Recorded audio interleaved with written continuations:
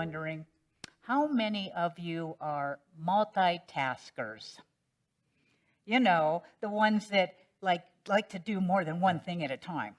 I'm notorious for it.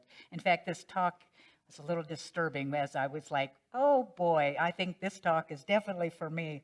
So, is there anybody here who never, ever multitasks? Wow, I didn't expect to see any hands, and there, because we just are that way. We're kind of wired to be, oh, I can do these things at the same time. However, did you know that in truth, you cannot ever multitask? You can't. Because the truth is, it's actually impossible because we can only focus on one thing at a time. You can only focus on this, but you want to go to this. So what happens? You're kind of bouncing from focusing on one thing to the other. Linda Martellowitz said in this wonderful book that you keep hearing about, Divine Audacity, which is all about the 12 powers which we are studying every month, says in the chapter on the power of power, she speaks about concentration. Concentration is the opposite of an antidote for multitasking, with its false promise of increasing achievement.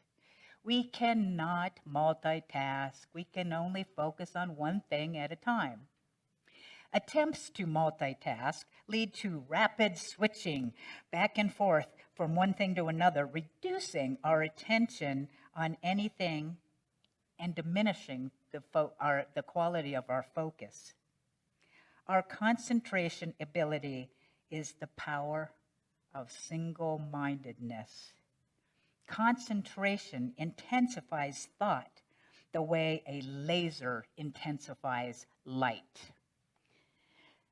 So these lights are diffused lights. Regular normal lighting is basically diffused light frequencies, and so you get a bigger expression of light. However, laser is concentrated, directed light. What can a laser do? Well, most of you probably know you can cut metal with a laser. That is light that is cutting metal because it is so laser strong. That kind of blows my mind when I really think about it. Laser light is used in laser printers. Who's had eye surgery? Maybe the LASIK eye, perhaps. It's done with a laser. There's surgical procedures that they are using the power of that light concentrated. Barcode readers are part of that laser light. Fiber optic technology. Anybody have a tattoo removed? It was through a laser light. Blu-ray and DVD to read discs, and I'm sure there's more things that a laser can do. So, anyone ever take, maybe as a kid, I don't know, maybe you do it as an adult, take a magnifying glass out in the sun and get some paper or some, fine paper, and you kind of see if you can get the sun's rays to start a fire. Anybody? Come on. Yep, I thought there might be a few of us fire starters. But here's the thing. You have to get that magnifying glass right in the right spot for its most concentrated amount of light to shine through. And it's so directed that it pinpoints so that it can start that fire. If your magnifying glass is too far away or too close, it's not as concentrated. You have to get it right in the right spot in order to get that magic of a light in the sun, starting it with that glass. So this actually is a good example of what today's talk is about, which is concentration. So what is concentration? Here's some definitions. Concentration is the ability to direct one's attention in accordance to one's will. It means control of your attention.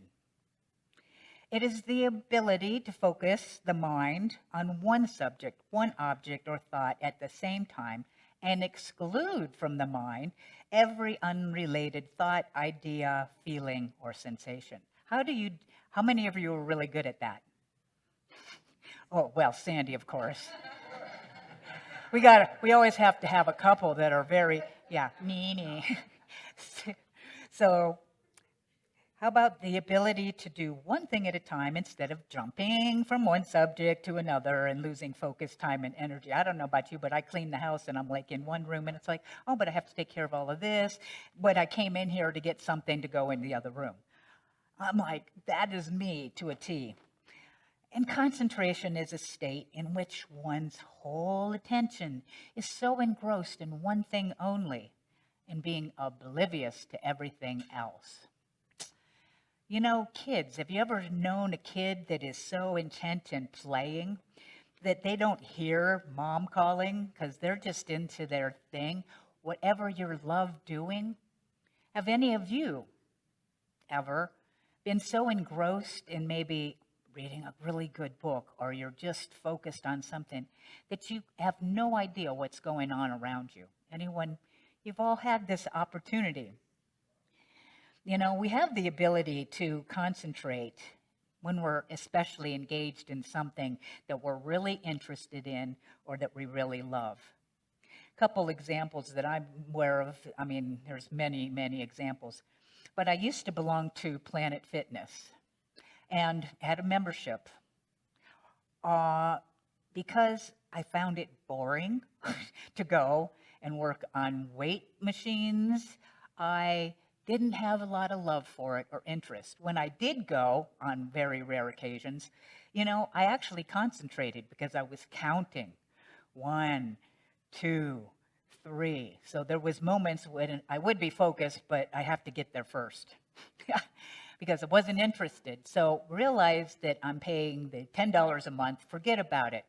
That's not working. I mean, I'm not doing it. So I now am with Defined Fitness. Not to give a shout out to any of these. They're all great if you show up, I think.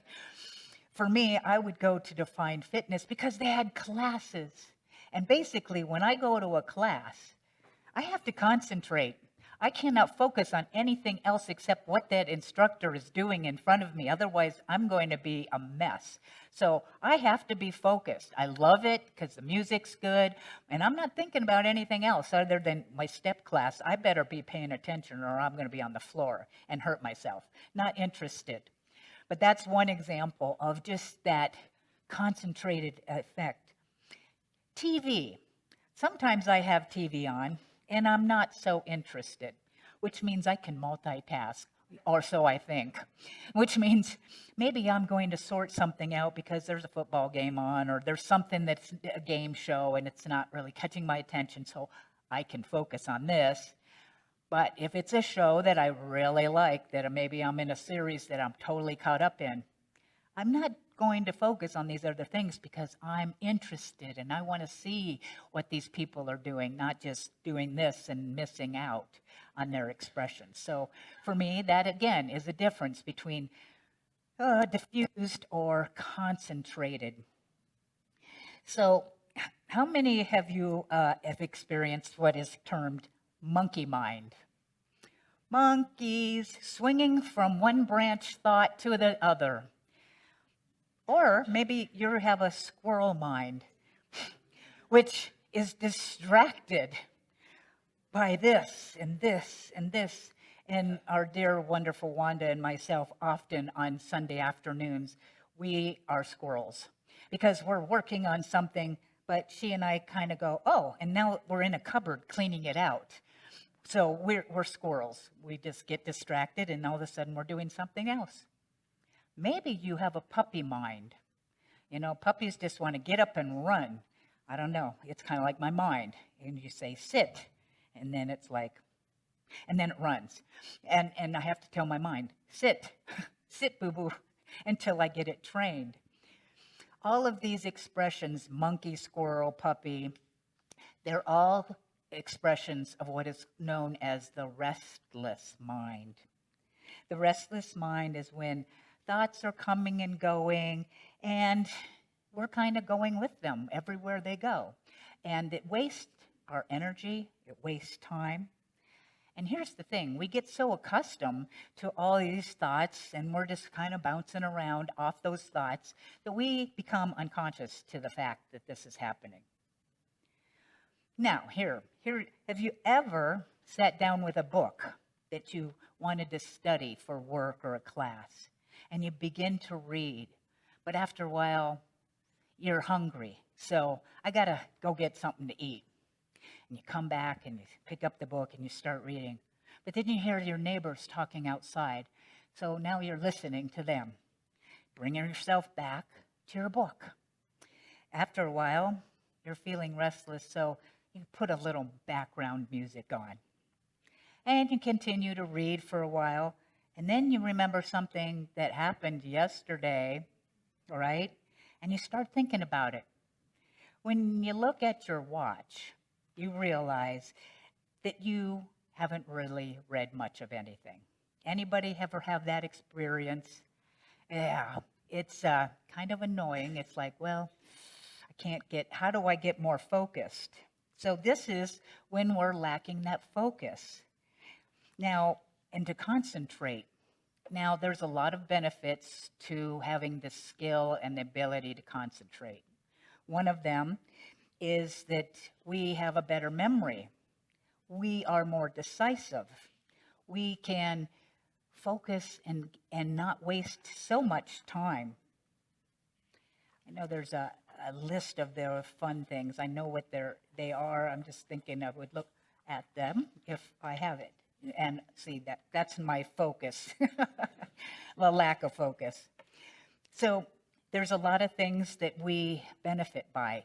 We can have enhanced meditation when we can concentrate and focus. Well, life is easier when I can just be focused on one thing. But it's a challenge for me. Anybody else feel challenged? So, would you like some ways that you can develop your mental muscle called concentration? This is a mental muscle. We're not born with concentration. It's a skill. It has to be practiced. So I'm going to give you an acronym because then you can remember it, right, Karen? And you might want to take some notes or not, because you're so focused you will remember everything I say, right? So first of all, the F, the word is focus. And the first thing for the F is find fun things to do with your mind. Fun things. Now, maybe some of you won't find this fun, but things like word search, memory games, Sudoku. You know, you can do these things that will be perhaps fun, that you can put your mind into and put some focus.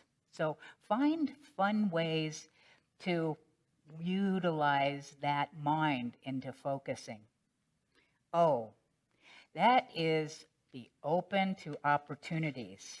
And you may not know this, but every day you are given multiple opportunities to practice this concentration and focused attention. Everything you do can actually be turned into an exercise to practice your focus. You hold your mind on what it is you are doing with the exclusion of anything else. For instance, when you're eating food,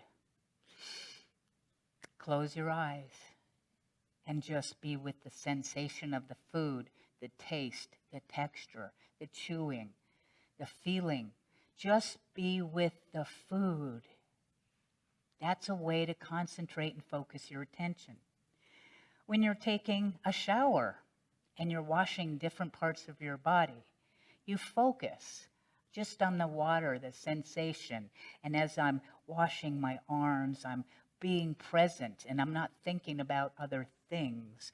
I'm back here washing and focusing my attention. When you are listening to someone, stay focused.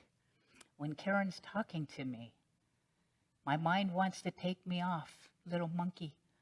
but I want to hear what she says. And if you find yourself gapping out, because we all gap out, stop yourself, catch yourself, and go, say again, because I want to bring myself, I don't want to miss the last thing that you just said.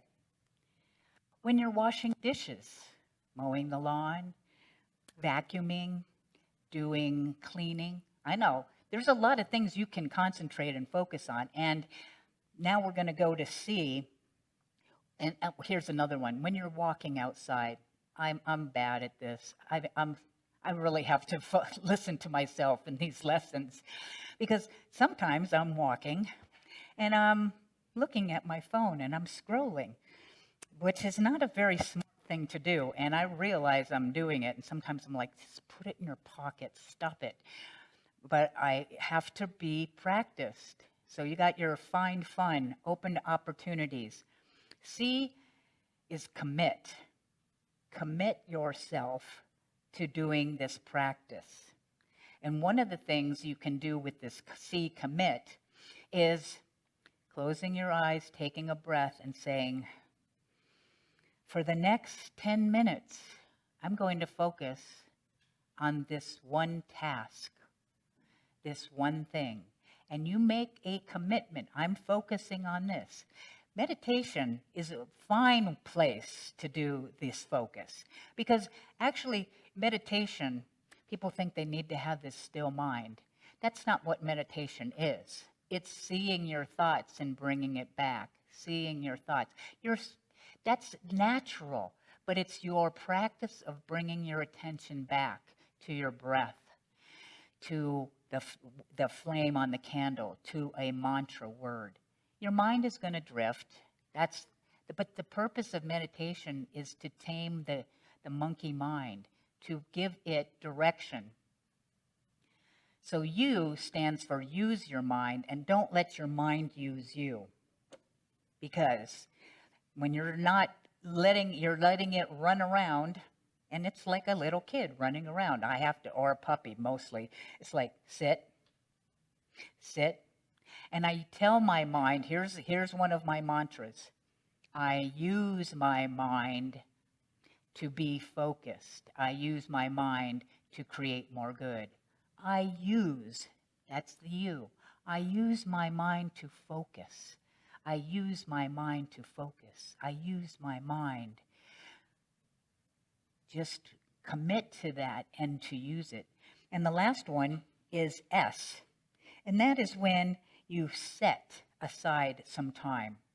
You go to the gym. I write it in my calendar. I'm going to the gym. I'm going to exercise from 10:15 to 11:15. I'm going to the class. I'll be done. It's a good thing. But you can schedule these exercises.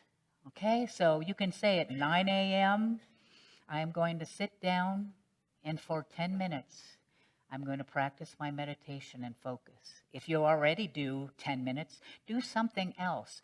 Do an exercise, or just say, I'm going to do some housework now. And you can always use this line that helps you bring yourself back. I am here now. Let's all say that. I am here now. I am here now. It helps me get back here instead of everywhere else that I'm flying around with my monkey from one branch to the other. So we have this power to focus. We have a power, and it makes a difference. Focusing becomes that laser beam that can shift things. I'm blown away by some of my abilities when I choose to.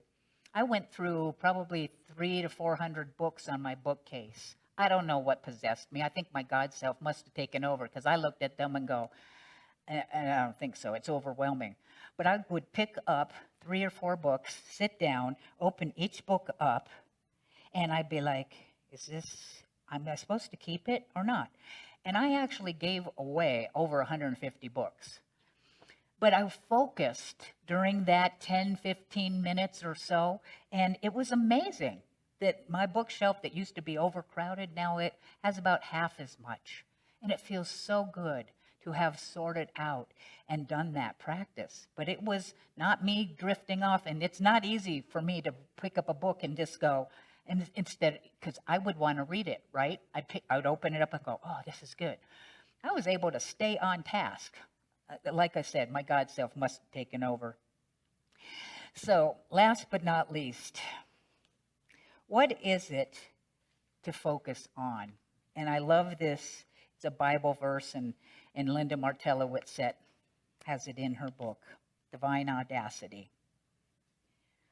What then is to be the object of our focus?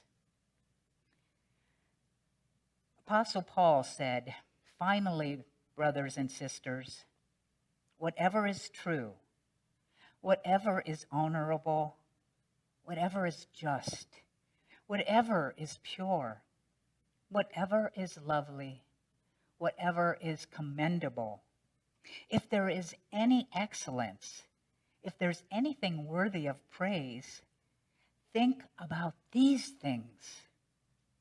Each of these things points to the ideal found in our truest self, our divine self. Focusing on divine honor, justice, and love. Our direct attention to these attributes helps us to be and have those attributes. The object of our attention is the I am. The I am, or your spiritual God self, the Holy Spirit of divine that is our true nature. It reminds me of the favorite Bible verse, seek ye first the kingdom, the spirit, the love, the divine peace that spirit is. And everything else will be added unto you. I don't need to focus on everything else. What is the experience of the divine I want to experience? I focus on that.